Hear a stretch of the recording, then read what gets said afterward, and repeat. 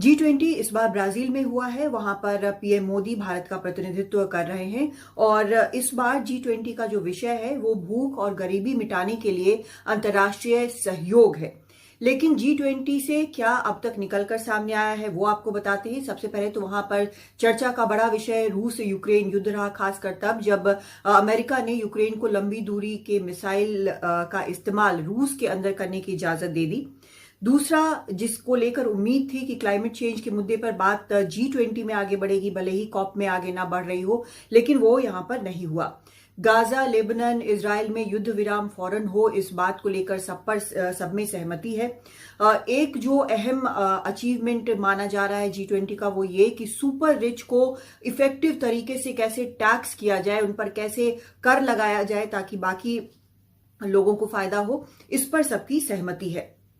82 देशों ने दुनिया में भूख मिटाने को लेकर सहयोग पर हस्ताक्षर किए हैं, उसके डॉक्यूमेंट्स पर हस्ताक्षर किए हैं। तो एक बड़ी जीत ब्राजील की मानी जा रही है ये भी।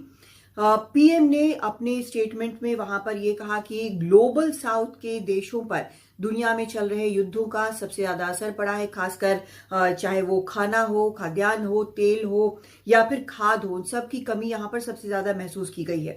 कहा कि G20 की जो चर्चाएं हैं वो तभी सफल होंगी जब ग्लोबल साउथ की चुनौतियां और उनकी जरूरतों को ध्यान में रखा जाएगा।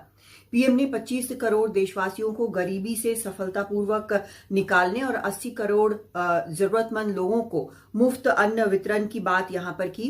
खेती में तकनीक से बेहतर करने की भी बात यहां की। असल में जितने भी देश वहां पर जमा हुए हैं उनमें से भारत की जीडीपी सबसे तेज 7% पर ग्रो करने की 2024 में प्रोजेक्शन है। इसके बाद इंडोनेशिया 5% पे, चाइना 4.8% पर यहां पर बढ़ेगा, प्रोजेक्टेड है ग्रोथ जीडीपी का। तो भारत जो है फिलहाल एक बेहतर आर्थिक स्थिति से गुजर रहा है अगर पश्चिमी देशों के साथ तुलना की जाए।